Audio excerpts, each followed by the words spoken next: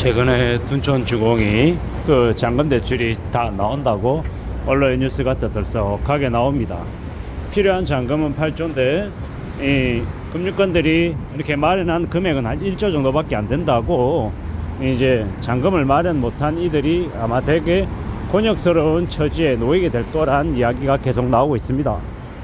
근데 이제 제가 보는 입장에서는 이제 11월 27일부터 내년 3월까지가 입주 기간인데, 아마도 둔촌주공 또 다시 살리기 해서 대출해 줄 것 같습니다.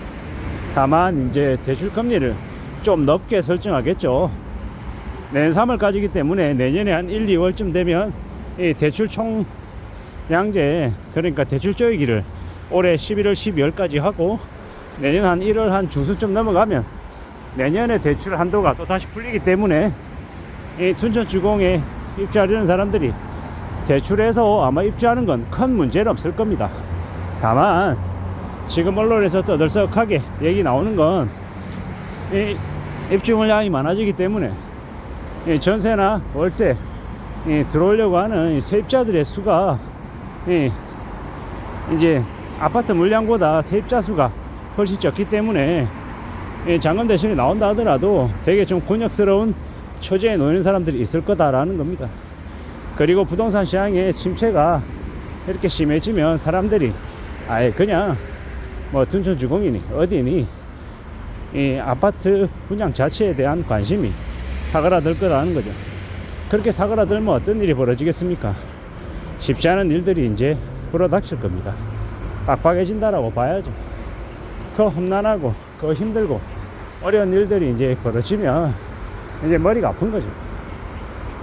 대출로 뭔가를 한다라는 것 자체가 이게 쉬운 일이 아닙니다. 단순 계산하면 그래 대출 이자 내가 월 감당할 수 있는 금액이 예를 들어 뭐 250만 원인데 그 정도까지 내는 이제 이자를 낼 수 있는 금액의 대출은 괜찮다, 가능하다라고 하지만 이 시금처럼 시시각각 상황이 바뀌는 때에는 가산금리가 부과되고 대출 이자가 올라가면 그로 인한 충격을 감내하기가 쉽지 않다라는 겁니다. 다들 영끌 하는데, 영끌이라는 건 자신이 돈할 수 있는 모든 걸 다 쏟아부었을 때 영끌이라고 합니다. 더 이상 추가로 돈 나올 구멍이 없다라는 거죠. 그럴 때 조금 삐끗하면 이 금융권에서 5천만 원, 1억, 2억 원금 상환하라고 얘기하면 속수무책으로 무너질 수 있다라는 겁니다. 나는 괜찮다, 나는 버는 돈이 충분해서, 나는 우리 아버지 회사 다니고 있어서 연봉 2억 받는 게 앞으로 10년 이상 충분히 가능하다, 이렇게 자신만만하게 확신할 수 있는 사람 말고는 되게 상황이 좋지 않다라는 겁니다. 연봉을 많이 받는다고 그가 올해 이제 직장 생활 할 수 있을지 아닐지 불확실하기도 하고 꽤나 힘겨운 처지에 놓일 가능성이 더 크다라는 겁니다.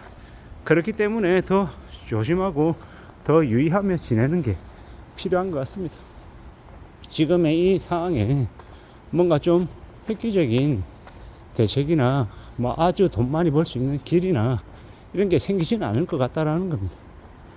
대출 자체는 1조가 준비되어 있고 7조가 부족한 상황인데, 이건 아마 2025년 1, 2, 3월 안에 아마 대거 풀려서 가능할 것 같다라는 게 제 생각이고, 다만 이게 둔촌주공 올림픽 파크포리온 말고 나머지 입주 물량들은요, 연쇄적으로 이제 계속 그 잔금 대출이 필요한데 다 그러면 충당이 되고 다 이제 커버가 되냐? 그건 아니라는 거죠. 결국 이제 지금 이제 대출을 잠그기 하고 있는 거나 가산금리가 늘어나는 거나 원금 일부 상환하는 거나 이러한 여러 가지 것들이 이 상황들을 좀 많이 어렵게 만들고 있다라는 거죠. 이를 뭐 명심해야 되는 거고, 좀 더 우려스러워하는 시각으로 좀 봐야 될 것 같습니다. 결코 쉽지 않은 상황이다라는 걸 명심해야 되는 거죠. 애시당초 감당할 수 없는 무리한 것들을 이제 벌린 대가를 이제 영끌한 그들이 이제 치러야 되는 겁니다. 로또다, 분양권이 뭐 피가 10억이 붙었다, 이런 말에 흥분하고 아마 기분이 좋았을 겁니다. 근데 현실은요, 그런 말에 놀아난 자신이 되게 사면 초가에 놓여 있다라는 걸 인정하게 되는 날, 그때가 아마 그 지금 되게 어려워져 있는 상황을 극복할 수 있는, 마음 먹을 수 있는 시작점일 것 같은데, 과연 그런 마음을 몇 명이나 먹겠냐라는 겁니다. 아마도 빚을 갚으면서도, 허덕이면서도 희망회로를 계속 돌릴 겁니다. 지금 내가 이렇게 힘들지만 좀 지나면 나아질 거야. 10억 프리미엄을 챙길 수 있을 거야. 이런 이 손에 잡히지 않는 그런 신기를 붙잡고 있는 사람처럼 아마 기대와 욕심과 탐욕만 덕지덕지 달라붙어 있는 그런 이들이 되어 있지 않을까라는 생각을 해봅니다. 시꺼만만하게 소홀하게 생각하다가 많이 힘겨워질 것 같습니다. 세상에 내 뜻대로 내 생각대로 착착착 흘러가지 않는 경우가 더 많다라는 걸 명심해야 될 것 같습니다. 좀 더 두려워하고 좀 더 고민하고 좀 더 이제 심사숙고해야 될 것 같습니다. 살아가는 게 소홀하지 않다라는 걸 받아들여야죠. 인정해야 된다라고 봅니다. 지금의 이 쉽지 않은 상황들을 어떻게 헤쳐나가겠습니까? 어떻게 다듬어 나가겠습니까? 잘 궁리하고 잘 따져볼 필요가 있는데 말입니다. 언제든 어떤 상황이든 이 녹록지 않다라는 것, 그리고 잘 헤쳐나가기 위해서는 마음 좀 단단히 먹을 필요가 있는 건데, 너무 쉽게 생각한 탓에 그들이 청약하고 당첨돼서 좋아하고 아마 여러 가지 희망 회로들을 돌리지 않았을까라고 생각해 봅니다. 올림픽 파크 보령 잠금 입주대란 언론 뉴스가 계속 나오고 있는데, 앞으로 어떠한 일들이 다른 이제 신규 입증하는 물량들 그래서 이제 터져 나올지는 두고 봐야죠.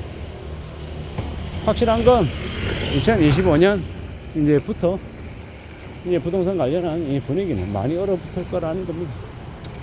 그로 인한 이 충격이나 피해가 이렇게 우리에게 또 확산되지 않을까라는 생각도 해봅니다.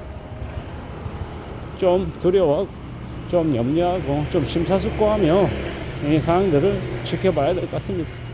그 어느 것도 나와 1도 상관이 없다 이럴 수 없는 거죠. 여러 가지로 직접적이든 간접적이든 어떤 식으로든 우리 개개인들에게도 그 여파는 아마 미칠 것 같습니다. 무리한 대출 더 이상 이제 가능하지 않다라는 거. 그리고 이때까지 소홀하게 생각하고 쉽고 원만하게 생각했던 그들이 와르르 무너지는 날이 이제 시작됐다라고 봐야 되겠습니다.